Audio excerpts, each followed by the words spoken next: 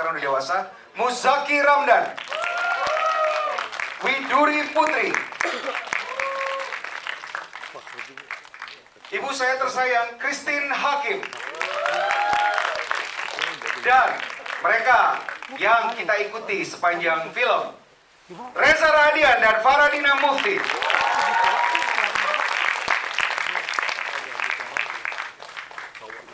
Nah teman-teman, mungkin akan lebih menarik kalau misalnya langsung aja, kalau teman-teman ada pertanyaan silakan. Ada yang mau ditanyakan dari filmnya? Dan satu hal lagi yang jangan dilewatkan, produser yang sudah memproduksi film kita, Tia Hasibuan.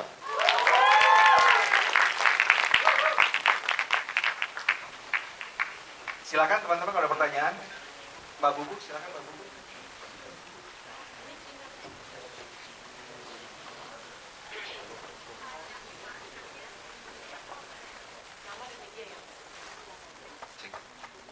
Selamat sore buat Mas Joko dan juga semua cast yang hadir. Selamat sore. Saya Bayu dari Fortune Indonesia. Mungkin pertanyaannya buat Mas Joko. Jujur saya belum nonton karena tadi kehabisan tiket. Berarti jam 9 ya? Banyak banget, nanti saya nonton 21.45 selesai jadwal. Ya mungkin saya hanya menanyakan dari sisi bisnis, karena ini kaitan dengan industri film di Indonesia. Melihat industri film di Indonesia saat ini sangat kencang dengan masih dengan genre horor.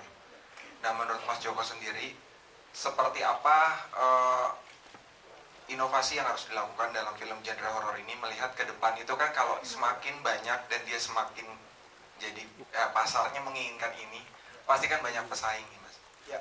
Nah untuk bisa membuat sebuah film yang berbeda, Ya. itu apa yang dilakukan? Nah pertanyaan kedua yang terakhir, saya ingin tahu pendapat Mas Joko sendiri pada perfilman Indonesia khususnya dalam pembiayaan. Masalah apa yang saat ini menjadi tantangan dan bagaimana untuk menyelesaikan ini? Terima kasih. Terima kasih. Pertanyaan bagus banget ya. Film horor memang adalah primadona dari perfilman kita sejak zaman dahulu. Karena apa? Bahkan ketika film Indonesia masih bayi ya, sudah ada film horor Indonesia tahun 34 yang berjudul Dua Siluman Ular Putih and Hitam. Itu adalah film Indonesia pertama yang bisa diekspor ke Singapura pada waktu itu. Demikian juga dengan film-film horor sebelum zaman kemerdekaan termasuk Tengkorak Hidup, bukan saja diterima oleh masyarakat luas di Indonesia, local audience, tapi juga bisa diekspor ke luar negeri. Karena apa? Karena memang Indonesia yang sangat beragam sekali, suku bangsanya ada ratusan. Setiap suku bangsa melahirkan folklore mereka tersendiri, mitologi, urban legend dan sebagainya. Sehingga menjadikan Indonesia menjadi sebuah bangsa negara yang memiliki kepustakaan horor yang sangat besar sekali. Dan kalau misalnya kita membuat assessment, kan sering orang bilang kita harus jadi negara yang bisa mengekspor pop culture sehingga kita bisa menguatkan soft power kita ke luar negeri.